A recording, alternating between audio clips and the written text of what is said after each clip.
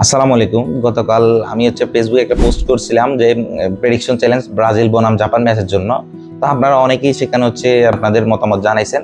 তো অনেকেই প্রেডিকশন দিয়েছেন, তার জন্য সবাইকে ধন্যবাদ। আসলে এতগুলো প্রেডিকশনের মাঝে মাত্র 4 জনের প্রেডিকশন সঠিক হয়েছে। তো আমাদের পুরস্কার যেহেতু একজনের জন্য, তো আসলে সবাইকে তো দিতে পারতেছি না 4 জনকেই।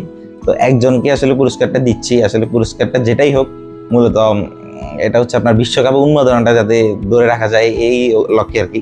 যেহেতু আমি একজন আর্জেন্টিনা ফ্যান, তো আমি চাইছিলাম যে ব্রাজিল হারুক। যেহেতু ব্রাজিল হারে নাই, তারপরে আপনার এটা দিতে হচ্ছে একটা থার্ড পার্টি ওয়েবসাইটের মাধ্যমে একজনকে সিলেক্ট করব। এটা একটা থার্ড পার্টি ওয়েবসাইট। তো আমাদের যে 4 জনের প্রেডিকশন সঠিক হয়েছে, এদের নাম এখানে দিয়ে আছে। এখান থেকে আমি স্পিন করার মাধ্যমে যে কোনো একজনকে এখানে অটো সিলেক্ট করবে। তো এখানে সম্পূর্ণ স্বচ্ছতা বজায় রাখবে। আমি স্পিনটা করলাম, কে পুরস্কারটা পায় এখান থেকে দেখে নিন।